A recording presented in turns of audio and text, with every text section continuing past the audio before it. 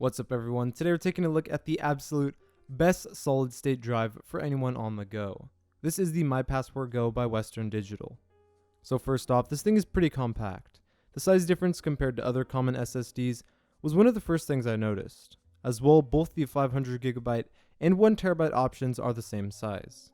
Here's the Go compared to some other SSDs that I use. You can see it's a lot smaller in every dimension, making it a lot more portable. As for the construction, this thing is also a lot more solid than your average drive. The whole thing is really hard, there's no flexing at all, and it's got a firm rubber layer around the sides, which should help absorb a lot of the impact if you drop it from up to 2 meters.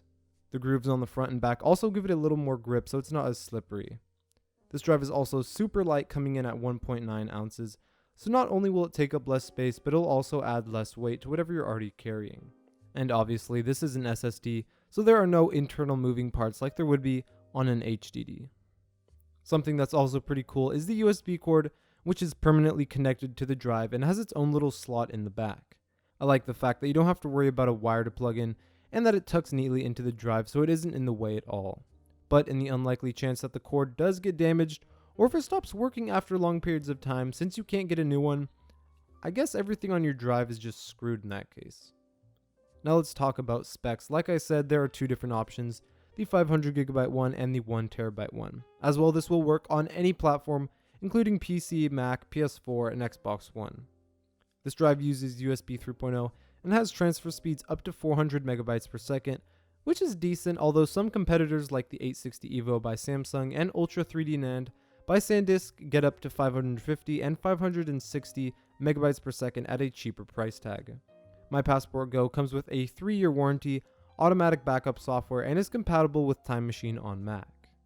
The 500GB version goes for $80 to $90, and the 1TB option for $160 to $170. This makes it a bit more expensive than pretty much every other normal SSD, but puts it at the average price point when comparing it to other portable SSDs. After looking at everything, you can see what situations would really be ideal for this SSD over others, and vice versa.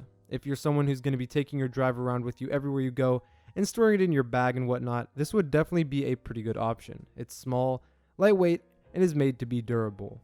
The only real downside is the slower than average speeds for the price, and in the long run maybe the USB cord, but for what you get in durability and portability, it seems like a fair trade-off.